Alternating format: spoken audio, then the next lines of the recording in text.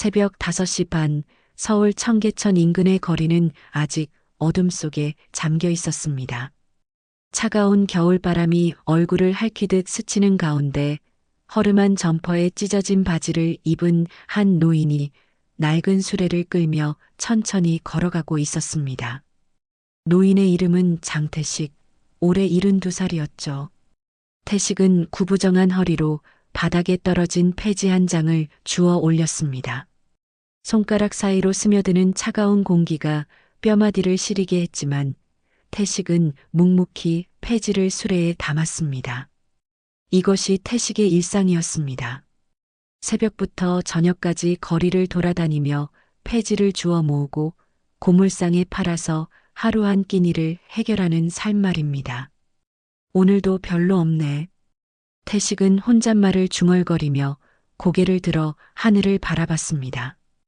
회색빛 구름이 무겁게 드리워진 하늘이 마치 자신의 마음처럼 답답해 보였습니다. 태식에게는 한 가지 큰 문제가 있었습니다. 바로 자신이 누구였는지, 어디서 왔는지를 전혀 기억하지 못한다는 것이었죠. 몇 년 전 어느 날 태식은 한강변에서 정신을 차렸습니다. 머리에는 큰 상처가 있었고 기억은 완전히 사라져 있었습니다. 자신의 이름조차 희미하게만 기억날 뿐이었죠. 병원에 가보고 싶었지만 돈이 없었고 신분증도 없어서 제대로 된 치료를 받을 수도 없었습니다. 태식은 한강변 고물창고 옆 작은 공간에서 잠을 잤습니다. 밤이 깊어질수록 태식은 자꾸만 무언가를 떠올리려 애썼습니다. 머릿속에는 단편적인 기억들이 떠오르곤 했습니다. 깨끗한 정장을 입고 있던 자신의 모습, 큰 책상 앞에 앉아 서류를 보던 장면, 그리고 누군가와 함께 웃고 있던 모습들이요. 내가 뭘 했던 사람일까? 태식은 차가운 바닥에 앉아 무릎을 끌어안으며 생각에 잠겼습니다. 분명히 자신은 단순한 일을 하던 사람이 아니었다는 느낌이 들었습니다. 가끔 입에서 나오는 어려운 단어들, 자연스럽게 나오는 격식 있는 언어 습관들이 그것을 증명하고 있었죠. 매주 목요일이면 노숙자 봉사를 나오는 오미자라는 여성이 있었습니다. 올해 66살인 오미자는 따뜻한 손길 봉사단체를 운영하며 거리의 노숙자들을 돌보고 있었습니다. 처음 태식을 만났을 때부터 오미자는 뭔가 다른 점을 느꼈습니다.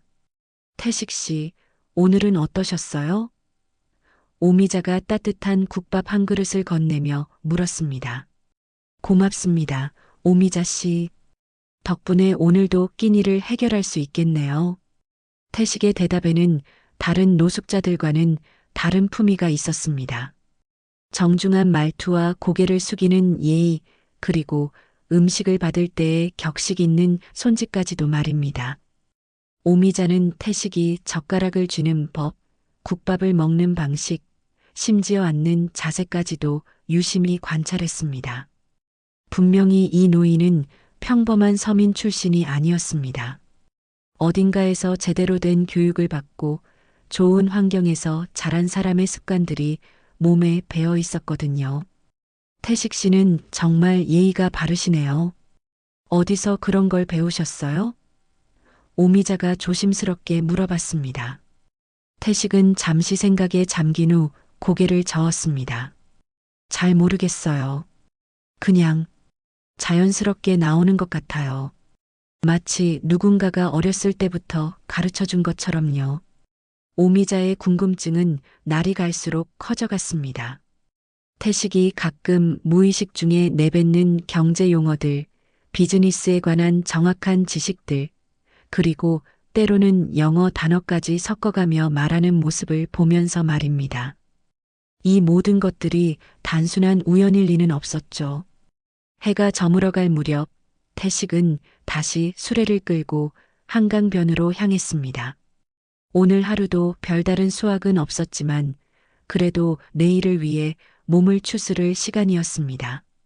고물창고 옆 작은 공간에 몸을 웅크린 채 누워서 태식은 또다시 잃어버린 기억을 찾으려 애썼습니다. 그 다음 날 아침 태식은 평소보다 일찍 일어났습니다. 어젯밤 꿈속에서 누군가가 자신을 부르는 소리를 들었거든요. 하지만 깨어나자마자 그 목소리는 안개처럼 사라져버렸습니다. 태식은 한숨을 내쉬며 수레를 끌고 나섰습니다. 오늘은 평소와 다른 곳으로 가보기로 했습니다. 종로 쪽 오래된 상가 골목에는 버려지는 서류들이 많다는 소문을 들었거든요. 태식이 좁은 골목길을 따라 걷다 보니 한 사무실 앞에 커다란 서류 더미가 쌓여 있었습니다. 오래된 회사가 이사를 가면서 버린 것 같았죠. 태식은 무릎을 꿇고 앉아 서류들을 하나씩 살펴보기 시작했습니다. 대부분은 쓸모없는 복사용지들이었지만 그 사이에서 뭔가 다른 것이 눈에 띄었습니다. 낡고 누런 서류 봉투 하나가 더미 맨 아래쪽에 끼어 있었거든요. 봉투를 조심스럽게 꺼내 열어보니 안에는 오래된 흑백 사진 한 장이 들어 있었습니다. 사진을 보는 순간 태식의 손이 떨리기 시작했습니다. 사진 속에는 젊은 시절의 자신과 또 다른 남성이 어깨동무를 한 채 환하게 웃고 있는 모습이 담겨 있었거든요. 이게 나야? 태식은 믿을 수 없다는 표정으로 사진을 들여다봤습니다. 분명히 자신의 얼굴이었습니다. 지금보다 훨씬 젊고 건강해 보이는 모습이었지만 눈매와 코, 입술의 모양까지 똑같았죠. 그리고 옆에 서 있는 남성도 어딘지 모르게 낯익은 느낌이 들었습니다. 태식은 사진을 뒤집어 보았습니다. 뒷면에는 희미하게 펜으로 적힌 글씨가 있었습니다. 1976 태식 앤드 태준 항상 같이라고 적혀 있었죠. 태식은 그 이름을 보며 가슴이 뛰기 시작했습니다. 태준. 그 이름이 왜 이렇게 익숙하게 느껴지는 걸까요? 그때 휴대폰 벨소리가 울렸습니다. 오미자에게서 온 전화였습니다. 태식 씨, 오늘 점심 드시러 오세요. 따뜻한 된장찌개 끓여놨어요. 오미자의 목소리는 언제나 따뜻했습니다. 태식은 사진을 소중히 품에 넣고 오미자가 있는 봉사센터로 향했습니다. 봉사센터에 도착한 태식은 평소와 달리 침울한 표정이었습니다. 오미자는 그런 태식의 모습을 보고 무슨 일이 있었는지 물어봤습니다. 태식은 망설이다가 사진을 꺼내 보여주었습니다. 오미자 씨, 이 사진을 봐주세요. 이게 저인 것 같은데 옆에 있는 사람이 누군지 모르겠어요. 오미자는 사진을 받아 자세히 살펴봤습니다. 그리고 뒷면의 글씨를 보더니 깜짝 놀라는 표정을 지었습니다. 태준이라고 하셨죠? 잠깐만요. 이 이름이 어디서 들어본 것 같은데. 오미자는 급히 자신의 스마트폰을 꺼내 인터넷 검색을 시작했습니다. 태준이라는 이름을 검색하자 수많은 기사들이 쏟아져 나왔습니다. 그 중에서도 가장 눈에 띄는 것은 한우전자 장태준 회장이라는 검색 결과였습니다. 태식 씨, 이것 좀 보세요. 오미자가 흥분한 목소리로 말했습니다. 화면에는 한우전자 회장 장태준의 프로필 사진이 나와 있었습니다. 나이는 65살 국내 굴지의 대기업을 이끄는 경영인이라고 소개되어 있었죠. 태식은 화면 속 장태준의 얼굴을 보며 혼란스러워했습니다. 분명히 사진 속의 그 사람과 같은 얼굴이었거든요. 하지만 지금의 장태준은 깔끔한 정장에 권위 있는 모습이었고 사진 속의 젊은 남성과는 전혀 다른 분위기였습니다. 그런데 이상해요. 여기 기사를 보니까 장태준 회장에게는 형제가 없다고 나와 있어요. 오미자가 더 자세한 정보를 찾아보며 말했습니다. 회사 소개나 인터뷰 어디에도 가족관계에 대한 언급이 없네요. 태식은 고개를 흔들었습니다. 그럴 리가 없어요. 이 사진을 보세요. 분명히 우리는 가까운 사이였을 거예요. 이렇게 어깨동무를 하고 웃고 있잖아요. 오미자는 더 깊이 검색해보기 시작했습니다. 한우전자의 창업 역사, 장태준 회장의 과거 행적, 그리고 1970년대 관련 기사들까지 샅샅이 뒤져봤습니다. 그러던 중 흥미로운 사실을 발견했습니다. 태식 씨, 이것 좀 보세요. 1970년대 후반 한우전자 창업 당시 기사인데 여기 보면 공동 창업자라는 말이 나와요. 하지만 지금은 장태준 회장 혼자 창업한 것으로 되어 있어요. 태식은 그 기사를 읽으며 머리가 아프기 시작했습니다. 뭔가 중요한 기억이 떠오르려고 하는데 계속 안개에 가려져 명확하게 보이지 않았거든요. 마치 잃어버린 퍼즐 조각을 찾은 것 같았지만 아직 전체 그림은 보이지 않았습니다. 오미자 씨, 제가 혹시 그 회사와 관련이 있는 걸까요? 태식이 떨리는 목소리로 물었습니다. 오미자는 태식의 손을 꼭 잡으며 말했습니다. 모르겠어요. 하지만 분명한 건 이 사진이 우연히 태식 씨 손에 들어온 게 아니라는 거예요. 우리 함께 진실을 찾아봐요. 그날 밤 태식은 사진을 품에 안고 잠들었습니다. 꿈속에서 태식은 깨끗한 사무실에서 누군가와 열띤 토론을 벌이고 있었습니다. 그 누군가의 얼굴은 아직 명확하지 않았지만 목소리만큼은 또렷이 들렸습니다. 형, 우리가 함께라면 뭐든 할 수 있어요. 사진을 발견한 지 사흘이 지난 후 오미자는 중요한 결정을 내렸습니다. 더 이상 혼자서는 진실을 밝혀낼 수 없다고 생각했거든요. 오미자는 정성스럽게 편지를 써서 한우전자 본사로 보내기로 했습니다.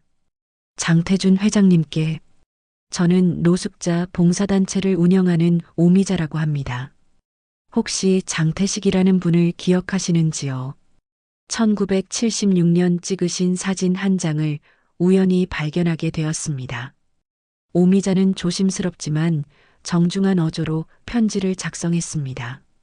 한우전자 본사 42층 회장실에서는 비서실장 하진우가 하루 종일 쌓인 우편물들을 정리하고 있었습니다.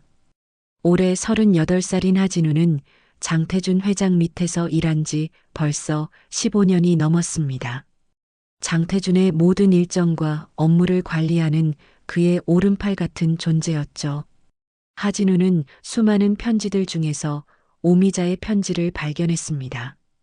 편지 안에는 낡은 흑백 사진도 함께 들어 있었습니다. 사진을 본 순간 하진우의 얼굴이 굳어졌습니다. 이 사진이 얼마나 민감한 것인지 잘 알고 있었거든요. 하진우는 즉시 회장실로 향했습니다. 장태준 회장은 거대한 책상 앞에 앉아 해외법인 보고서를 검토하고 있었습니다. 65살의 나이에도 불구하고 여전히 카리스마 넘치는 모습이었습니다. 회색 머리는 말끔히 빗어 넘겼고 값비싼 정장이 그의 위엄을 더욱 돋보이게 했죠. 회장님, 급한 우편이 하나 있습니다. 하진우가 조심스럽게 말을 꺼냈습니다. 장태준은 고개를 들어 하진우를 바라봤습니다. 무슨 일인가? 하진우는 편지와 사진을 장태준 앞에 놓았습니다. 장태준이 사진을 보는 순간 그의 표정이 순식간에 변했습니다. 평소의 냉정함은 온데간데였고 뭔가 당황한 듯한 빛이 눈에서 번쩍였습니다. 이것을 어디서 구했다고? 장태준의 목소리가 떨렸습니다. 편지에 따르면 노숙자 봉사를 하시는 분이 보낸 것 같습니다. 혹시 이 사진 속 인물을 기억하시냐고 문의해 왔습니다. 하진우가 조심스럽게 대답했습니다. 장태준은 한동안 사진을 바라보며 침묵했습니다. 사진 속 젊은 자신과 형의 모습이 마치 어제 일처럼 생생했습니다. 하지만 그 기억은 너무나 아픈 것이었죠. 장태준은 사진을 뒤집어 뒷면의 글씨를 확인했습니다. 태식 앤드 태준 항상 같이라는 글씨가 그의 마음을 더욱 무겁게 만들었습니다. 회장님, 어떻게 하시겠습니까? 하진우가 물었습니다. 장태준은 사진을 책상 서랍에 넣으며 차갑게 말했습니다. 그 사람은 죽었다. 40년 전에 실종됐고 더 이상 언급할 필요 없어.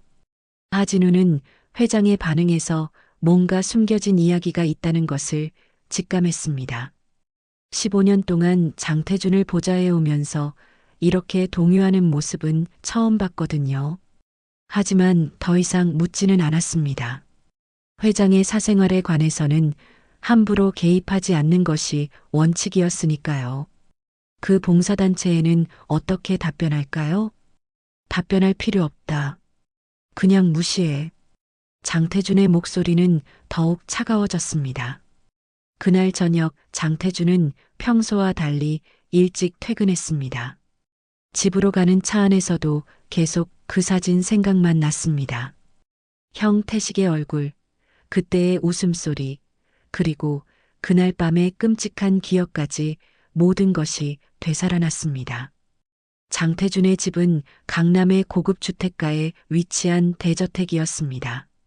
넓은 정원과 수영장이 있는 호화로운 집이었죠. 하지만 그 안에서 장태준은 늘 외로웠습니다. 아내는 10년 전에 세상을 떠났고 딸 지은은 미국에서 유학 중이었거든요. 그런데 마침 그날 밤 딸 지은이 한국에 들어왔습니다. 35살의 지은은 아버지와 닮아 똑똑하고 정의로운 성격의 소유자였습니다. 하버드에서 법학을 전공한 후 국제 변호사로 활동하고 있었죠. 아빠, 왜 이렇게 안색이 좋지 않으세요? 지은이 아버지의 표정을 보며 걱정스럽게 물었습니다. 장태준은 딸 앞에서도 감정을 숨기려 했습니다. 괜찮다. 그냥 회사 일이 좀 복잡해서. 하지만 지은은 아버지의 거짓말을 쉽게 눈치챌 수 있었습니다. 평소 회사 일로는 절대 이런 표정을 짓지 않았거든요. 뭔가 개인적이고 깊은 상처와 관련된 일인 것 같았습니다. 아빠가 숨기는 게 있다는 건 알아요. 하지만 혼자 감당하려고 하지 마세요. 지은이 아버지의 손을 잡으며 말했습니다. 장태준은 딸의 따뜻한 손길에 마음이 흔들렸습니다. 하지만 여전히 진실을 말할 용기는 없었습니다. 너무 오랫동안 묻어둔 비밀이었고 그 진실은 자신의 모든 것을 무너뜨릴 수도 있었거든요. 한편 하진우는 집에 돌아가서도 오늘 일이 계속 신경 쓰였습니다. 회장의 그런 반응은 분명히 뭔가 큰 비밀이 숨겨져 있다는 증거였습니다. 하진우는 회사 기록을 뒤져보기로 했습니다. 오래된 창업 관련 서류들을 찾아보니 놀라운 사실을 발견했습니다. 1970년대 후반 한우전자 창업 당시의 등기부등본에는 분명히 공동 창업자로 장태식의 이름이 기록되어 있었습니다. 하지만 1980년대 초 갑자기 모든 지분이 장태준 단독 소유로 변경되어 있었죠. 하진우는 더 깊이 파고들었습니다. 그 시기의 신문 기사들을 찾아보니 장태식이라는 인물이 갑자기 실종되었다는 작은 기사를 발견할 수 있었습니다. 하지만 그 후 더 이상의 후속 보도는 없었습니다. 이상하다. 분명히 뭔가 있어. 하진우는 혼잣말을 중얼거리며 생각에 잠겼습니다. 과연 장태준 회장이 숨기고 있는 진실은 무엇일까요? 한우전자에서 아무런 답변이 오지 않자 오미자는 다른 방법을 생각해 보기 시작했습니다. 사진 뒷면에 적힌 1976년이라는 연도가 계속 머릿속을 맴돌았거든요. 그 시절 태식과 태준이 함께 살았던 곳을 찾아가 보면 뭔가 단서를 얻을 수 있을지도 모른다는 생각이 들었습니다. 오미자는 태식에게 제안했습니다. 태식 씨, 혹시 어렸을 때 살던 곳이 기억나세요? 사진을 보니까 두 분이 어렸을 때부터 가까운 사이였던 것 같은데요. 태식은 한참 생각하더니 희미하게 고개를 끄덕였습니다. 인천 어딘가였던 것 같아요. 바다 냄새가 나는 곳이었어요. 그리고 작은 집이 있었는데. 그럼 한번 가보실까요? 혹시 뭔가 기억이 떠오를지도 몰라요. 오미자가 격려하듯 말했습니다. 다음 날 아침 오미자와 태식은 함께 인천으로 향했습니다. 전철을 타고 가는 동안 태식은 창밖 풍경을 보며 뭔가를 떠올리려 애썼습니다. 인천에 가까워질수록 태식의 표정이 점점 진지해졌습니다. 이상해요. 길이 익숙한 것 같아요. 태식이 중얼거렸습니다. 인천역에서 내린 후 태식은 마치 무언가에 이끌리듯 특정 방향으로 걸어가기 시작했습니다. 오미자는 놀라며 태식을 따라갔습니다. 태식이 이렇게 확신에 찬 모습을 보이는 것은 처음이었거든요. 좁은 골목길들을 지나 언덕을 올라가다 보니 오래된 주택가가 나타났습니다. 하지만 대부분의 집들은 이미 철거되었거나 재개발이 진행 중이었습니다. 태식은 한 빈터 앞에서 걸음을 멈췄습니다. 여기에요. 여기가 우리 집이었어요. 태식의 목소리가 떨렸습니다.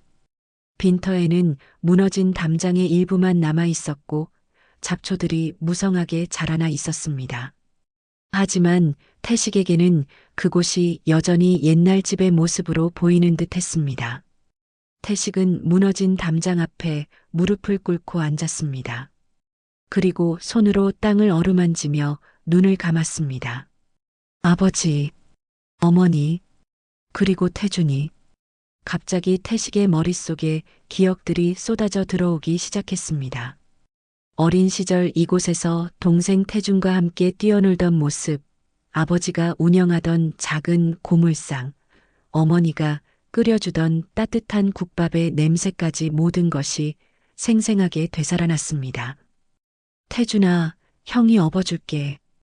어린 태식이 아픈 동생을 등에 업고 병원으로 달려가던 기억이 떠올랐습니다. 태준은 어렸을 때부터 몸이 약했고 형인 태식이 항상 돌봐주었거든요. 형, 나중에 크면 형과 함께 큰 회사를 만들 거야. 그래서 우리 부모님을 편하게 해드리자. 중학생이었던 태준이 형에게 했던 말도 떠올랐습니다. 오미자는 갑자기 눈물을 흘리며 떨고 있는 태식을 보고 깜짝 놀랐습니다. 태식 씨, 괜찮으세요? 뭔가 기억나세요?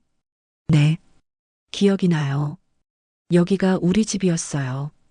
태준이는 제 동생이었어요. 7살 차이 나는 동생이었죠. 태식의 목소리에는 확신이 담겨 있었습니다. 태식은 천천히 일어나 빈터 안쪽으로 들어갔습니다. 집터의 뒤편에는 작은 감나무 한 그루가 아직 남아 있었습니다. 태식은 그 나무를 보며 또 다른 기억을 떠올렸습니다. 태준아, 이 나무 아래에 우리 보물을 묻어두자. 어린 태식과 태준이 함께 작은 깡통에 편지를 넣어 묻었던 기억이었습니다. 두 형제가 평생 함께하겠다고 약속했던 편지를 말이죠. 태식은 감나무 밑을 파헤치기 시작했습니다. 오미자도 함께 도와주며 땅을 팠습니다. 얼마 후 정말로 녹슨 깡통 하나가 나왔습니다. 깡통을 열어보니 안에는 아이들이 쓴 편지와 작은 사진이 들어 있었습니다. 편지에는 어린아이의 글씨로 우리는 평생 형제다. 절대 헤어지지 않는다. 장태식, 장태준이라고 적혀 있었습니다. 이제 확실해졌어요. 태식이 편지를 보며 말했습니다. 장태준은 제 동생이에요. 그런데 왜 저를 모른다고 하는 걸까요? 오미자도 혼란스러웠습니다.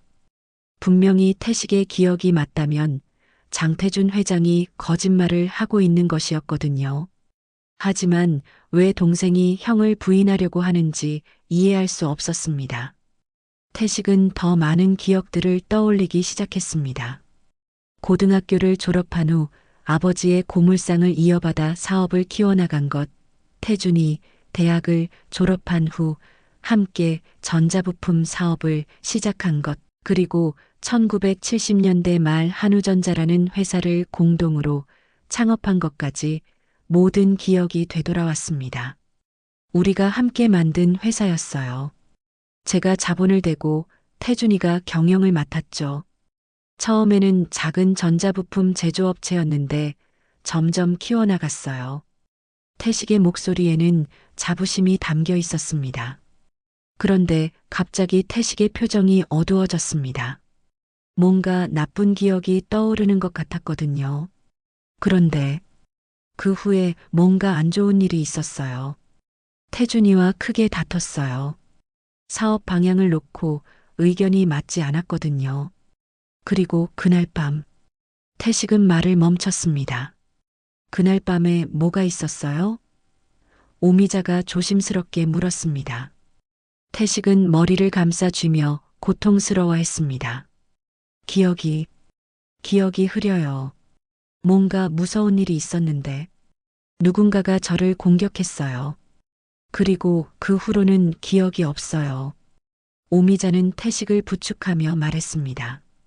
천천히 생각해 보세요. 무리하지 마시고요.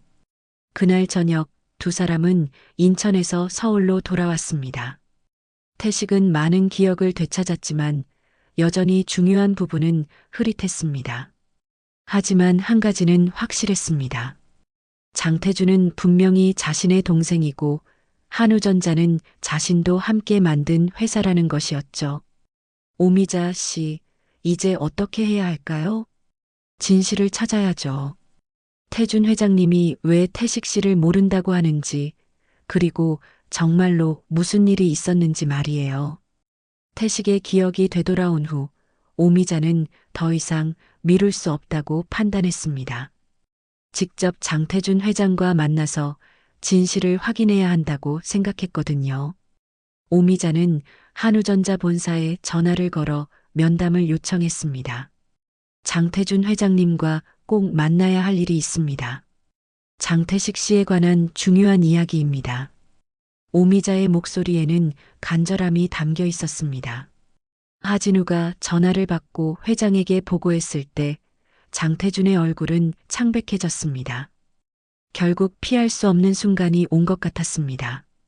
장태준은 한참을 고민하다가 면담을 허락했습니다. 다음 날 오후 오미자는 한우전자 본사 42층 회장실을 찾았습니다. 거대한 유리창 너머로 보이는 서울 시내의 전경이 압도적이었습니다. 장태준은 커다란 책상 뒤에 앉아 오미자를 맞이했습니다. 무슨 일로 오셨습니까? 장태준의 목소리는 차가웠습니다. 오미자는 태식이 되찾은 기억들과 인천에서 발견한 증거들을 차근차근 설명했습니다. 어린 시절의 편지, 집터에서 찾은 물건들, 그리고 태식이 회사 창업에 참여했다는 사실까지 모든 것을 말했습니다. 장태준은 이야기를 들으며 점점 더 굳은 표정을 지었습니다. 그 사람이 뭐라고 하든 상관없습니다. 내 형은 40년 전에 죽었어요. 하지만 장태식 씨는 살아있습니다. 그리고 회장님의 형님이 맞아요. 오미자가 단호하게 말했습니다. 아닙니다. 장태준이 갑자기 소리를 질렀습니다. 그 사람은 죽었다고 했잖아요. 더 이상 이 일에 대해 얘기하지 마세요. 오미자는 장태준의 과격한 반응에서 뭔가 숨기고 있다는 확신을 얻었습니다. 회장님, 왜 이렇게까지 부인하시는 거죠? 혹시 40년 전에 무슨 일이 있었던 건 아닌가요? 장태준은 자리에서 일어나 창밖을 바라보며 말했습니다. 나가세요. 더 이상 할 말이 없습니다. 오미자가 회장실을 나간 후 장태준은 하진우를 불렀습니다. 하진우는 회장의 동요한 모습을 보며 조심스럽게 다가갔습니다. 회장님, 괜찮으십니까? 장태준은 한참 동안 침묵하다가 입을 열었습니다. 하진우, 너는 40년 전 일을 어디까지 알고 있나? 하진우는 지난 며칠 동안 조사한 내용들을 떠올렸습니다. 회장님의 형님이 실종되었다는 기록은 찾았습니다. 그리고 그 후 회사 지분이 회장님 단독 소유로 변경된 것도 확인했습니다. 그게 다인가? 장태준이 날카롭게 물었습니다. 하진우는 망설이다가 용기를 내어 말했습니다. 사실 더 깊이 조사해 봤습니다. 그날 밤 경찰 신고 기록도 찾았습니다. 장태준의 얼굴이 더욱 굳어졌습니다. 뭐라고? 1979년 11월 15일 밤 서울 강남구 한 골목에서 폭행 사건이 신고되었습니다. 피해자는 장태식 씨였고 병원으로 이송되었지만 의식을 잃은 상태였다고 기록되어 있습니다. 하진우가 조심스럽게 말했습니다. 장태준은 책상에 주저앉으며 머리를 감쌌습니다. 그날의 기억이 생생하게 되살아났거든요. 회장님, 하진우가 더 말하려고 했을 때 장태준이 손을 들어 막았습니다. 그만해. 더 이상 파지 마.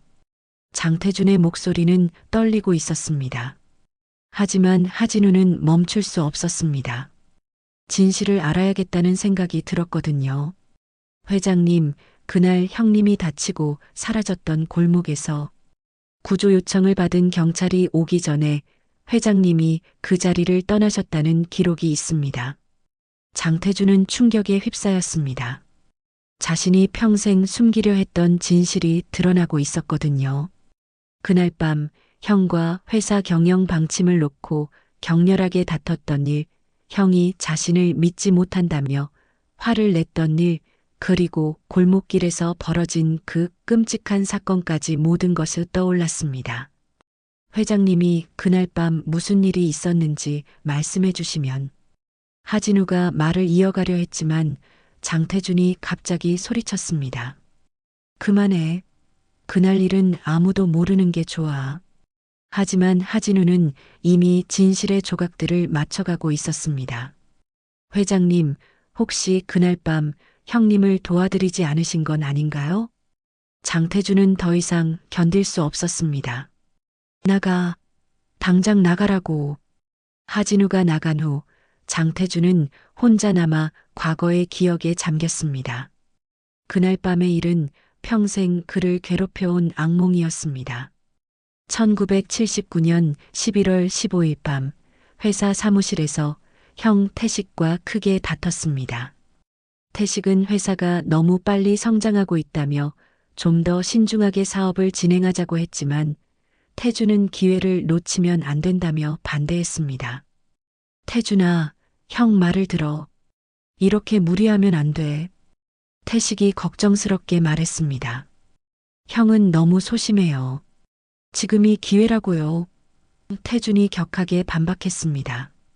둘의 말다툼은 점점 격해졌고 결국 태식이 화를 내며 사무실을 나가버렸습니다.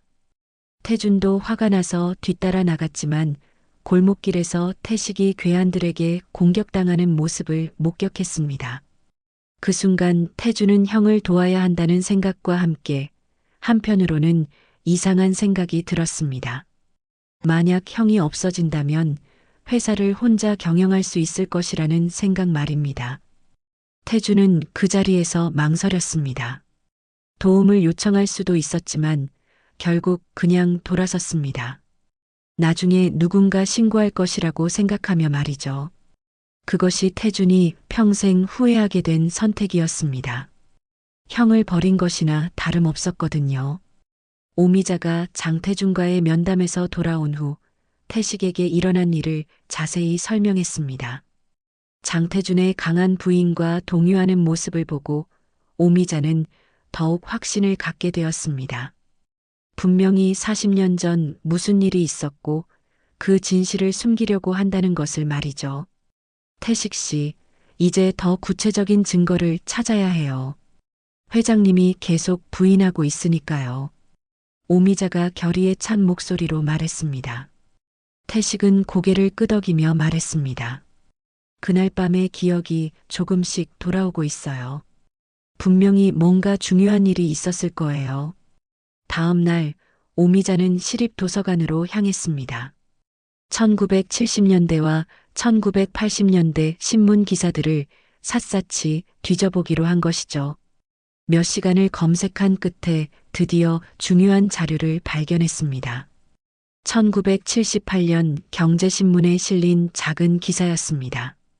신진전자업체 한우전자 혁신적 기술력으로 주목받아라는 제목의 기사에는 태식과 태준이 함께 찍은 사진이 실려 있었습니다. 기사 내용에는 공동 창업자 장태식 씨의 뛰어난 기술력과 장태준 씨의 경영 능력이 결합되어 급성장하고 있다고 적혀 있었습니다. 오미자는 더 깊이 파고들었습니다. 1979년 말과 1980년 초의 기사들을 찾아보니 갑자기 장태식에 대한 언급이 사라지고 장태준 혼자만 언급되기 시작했습니다. 그리고 1980년 3월의 한 기사에서는 한우전자 장태준 대표 단독 경영 체제로 전환이라는 제목을 발견할 수 있었습니다. 하지만 가장 중요한 발견은 따로 있었습니다. 1980년 1월의 작은 사회면 기사에서 실종된 전자업체 대표 수소문 중이라는 제목을 찾았던 것이죠. 기사에는 전자부품 제조업체 한우전자의 공동대표 장태식 씨가 지난 79년 11월부터 행방불명 상태라고 적혀 있었습니다. 오미자는 흥분을 감추지 못하며 태식에게 전화를 걸었습니다. 태식 씨, 중요한 증거를 찾았어요. 회사에서 태식 씨가 실종됐다고 신고까지 했었네요. 태식은 그 소식을 들으며 더 많은 기억들이 떠오르기 시작했습니다.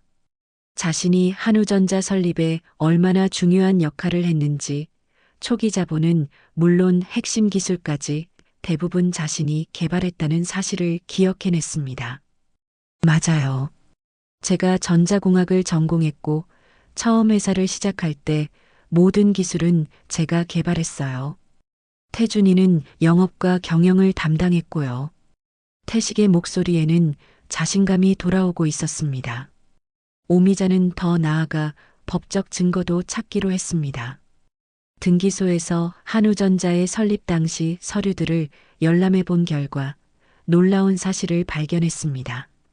1978년 회사 설립 당시 지분은 태식 60%, 태준 40%로 되어 있었는데 1980년 2월에 갑자기 태준 100% 단독 소유로 변경되어 있었던 것입니다. 이상해요. 태식 씨가 실종되었다고 해서 지분이 자동으로 넘어갈 수는 없는데요. 오미자가 의문을 표했습니다. 더 자세히 조사해 보니 태식의 지분이 태준에게 넘어간 것은 실종자 재산관리 절차를 통해서였습니다. 태식이 7년간 행방불명 상태로 있으면서 법적으로 사망한 것으로 간주되어 모든 재산이 가족인 태준에게 상속된 것이었죠. 한편 장태준의 딸 지은은 아버지의 이상한 행동을 계속 지켜보고 있었습니다. 며칠 전부터 아버지가 밤잠을 이루지 못하고 식사도 제대로 하지 않는 모습을 보였거든요. 아빠, 정말 괜찮으세요? 뭔가 큰 고민이 있으신 것 같은데요. 지은이 걱정스럽게 물었습니다. 장태준은 딸 앞에서도 여전히 감정을 숨기려 했습니다. 괜찮다. 그냥 회사 일이 복잡해서. 하지만 지은은 아버지의 거짓말을 눈치챘습니다. 평소 회사 일로는 이렇게까지 힘들어하지 않았거든요. 뭔가 개인적이고 깊은 문제가 있다는 것을 직감했습니다. 지은은 하버드에서 법학을 전공하며 진실을 찾아내는 일에 능숙했습니다. 아버지 몰래 조사를 시작하기로 했죠. 회사 기록들과 오래된 서류들을 뒤져보기 시작했습니다. 며칠 후 지은은 충격적인 사실을 발견했습니다. 한우전자 창업 당시 아버지에게 공동 창업자가 있었다는 것, 그리고 그 사람이 갑자기 사라진 후 아버지가 회사 전체를 소유하게 되었다는 것을 알게 된 것이죠. 장태식? 이 사람이 누굴까? 지은은 혼잣말을 중얼거리며 더 깊이 조사하기 시작했습니다. 그러던 중 지은은 최근 아버지에게 온 편지와 사진에 대해 알게 되었습니다. 하진우로부터 우연히 그 이야기를 들었던 것이죠. 하진우 씨, 그 편지와 사진을 볼 수 있을까요? 지은이 요청했습니다. 하진우는 망설이다가 지은에게 모든 것을 보여주었습니다. 1976년의 사진과 오미자의 편지, 그리고 자신이 조사한 모든 자료들을 말이죠. 지은은 사진을 보며 깜짝 놀랐습니다. 이 사람이 아빠의 형님이었다고요? 그런 것 같습니다. 하지만 회장님께서는 계속 부인하고 계세요. 하진우가 조심스럽게 대답했습니다. 지은은 분노가 치밀어 올랐습니다. 만약 이것이 사실이라면 아버지는 지난 40년 동안 자신의 형을 외면해온 것이었거든요. 더 나아가 형의 재산까지 가져간 것일 수도 있었죠. 그날 밤 지은은 아버지와 정면으로 대결했습니다. 아빠, 장태식이라는 분에 대해 설명해 주세요. 장태주는 딸의 날카로운 눈빛을 보며 더 이상 숨길 수 없다는 것을 깨달았습니다. 지은아, 아빠는 그동안 진짜 가족을 외면한 거예요. 회장님이기 전에 동생으로서, 그리고 사람으로서 책임을 져야 해요. 지은의 목소리에는 실망과 분노가 섞여 있었습니다. 장태주는 딸 앞에서 무너졌습니다. 더 이상 진실을 숨길 수 없었거든요. 딸 지은의 추궁을 받은 장태주는 더 이상 버틸 수 없었습니다. 40년 동안 가슴 깊이 묻어두었던 진실을 털어놓기로 결심했습니다. 그날 밤 아버지와 딸은 거실에 마주 앉아 긴 대화를 나누었습니다. 지은아, 아빠가 너무 큰 죄를 지었다. 장태준의 목소리는 떨리고 있었습니다. 태식이는 정말 내 형이야. 그리고 한우전자는 우리가 함께 만든 회사였어. 지은은 아버지의 고백을 듣고 충격에 빠졌습니다. 그럼 왜 지금까지 모른다고 하신 거예요? 장태준은 1979년 그날 밤의 이야기를 처음으로 털어놓았습니다. 형과의 다툼, 골목길에서 벌어진 사건, 그리고 자신이 형을 도와주지 않고 돌아선 일까지 모든 것을 말했습니다. 그날 밤, 내가 형을 버렸어. 도와달라고 소리치는 형의 목소리를 듣고도 그냥 돌아섰어. 장태준은 눈물을 흘리며 고백했습니다. 지은은 아버지의 이야기를 듣고 분노와 실망을 감출 수 없었습니다. 아빠, 어떻게 그럴 수 있어요? 가족인데. 나도 몰랐어. 내가 이렇게 이기적인 사람인 줄. 그 후로 40년 동안 매일 후회하며 살았어. 장태준이 고개를 숙이며 말했습니다. 지금이라도 늦지 않았어요. 형님을 찾아서 사과하세요. 그리고 모든 걸 바로잡으세요.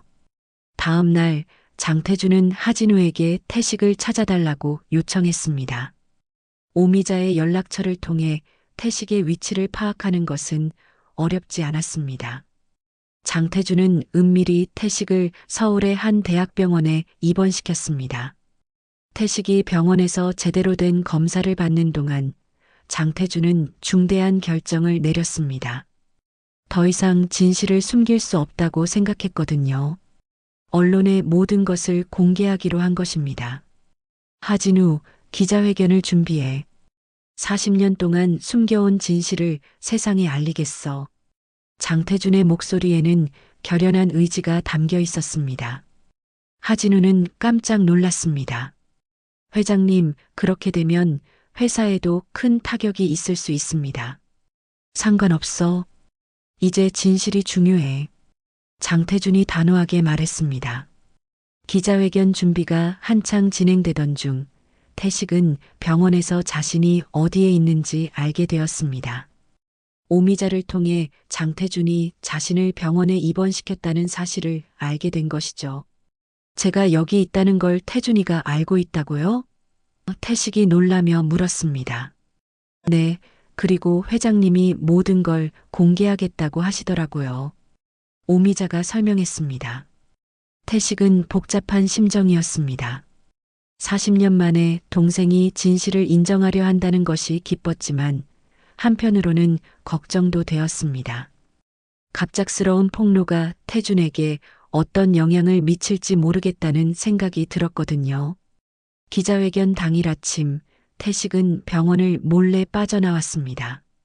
직접 현장에 가서 동생을 만나야겠다는 생각이 들었거든요. 오미자도 태식을 말리지 않았습니다. 한우전자 본사 1층 대강당에는 수많은 기자들이 몰려들었습니다. 장태준 회장이 갑작스럽게 중요한 발표를 하겠다고 했기 때문에 모든 언론의 관심이 집중되었습니다. 장태준은 연단에 올라 깊은 숨을 쉬었습니다.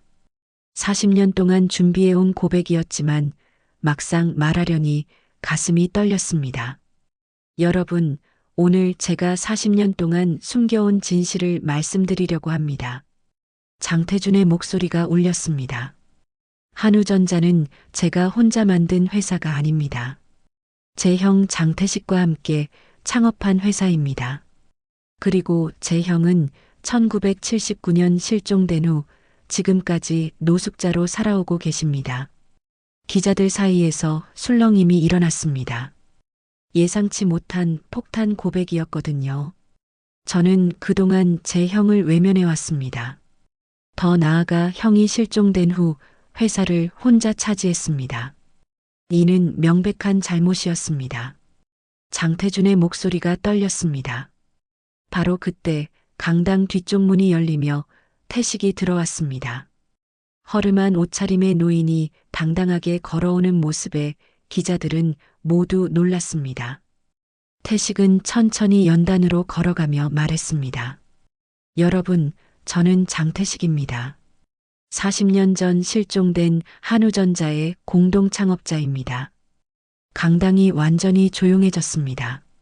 모든 사람의 시선이 태식에게 집중되었습니다. 태식은 연단에 올라 마이크 앞에 섰습니다. 저는 오늘 이 자리에서 제 동생 장태준을 용서한다고 말씀드리고 싶습니다. 장태준은 형의 말을 듣고 눈물을 터뜨렸습니다. 40년 동안 기다려온 용서의 말이었거든요. 우리가 40년 전에 잃었던 것은 돈이나 회사가 아니었습니다. 서로에 대한 사랑과 믿음이었습니다. 그리고 오늘 우리는 그것을 되찾았습니다. 태식의 목소리는 울림이 있었습니다. 태식은 장태준에게 다가가 손을 내밀었습니다. 태준아, 이제 다시 시작하자. 장태준은 형의 손을 잡으며 무릎을 꿇었습니다. 형님, 죄송합니다. 정말 죄송합니다. 강당 안의 모든 사람들이 숨을 죽이며 이 감동적인 순간을 지켜봤습니다. 40년 만에 형제 상봉이었거든요. 지은도 무대 한편에서 이 모습을 보며 눈물을 흘렸습니다. 마침내 아버지가 진정한 용기를 보여준 것 같았습니다. 기자회견이 끝난 후 한우전자는 전국적인 화제가 되었습니다. 40년 만에 형제 상봉, 그리고 대기업 회장의 진실 고백은 모든 언론의 헤드라인을 장식했습니다. 하지만 태식과 장태준에게는 그런 외부의 관심보다 더 중요한 일이 있었습니다. 며칠 후 법무팀과 회계팀의 검토를 거쳐 태식의 지분 일부가 복권되었습니다. 원래대로라면 60%였지만 태식은 30%만 받겠다고 했습니다. 나머지는 회사 발전과 직원들을 위해 사용하라고 했거든요. 형님, 원래 지분을 모두 되돌려드려야 합니다.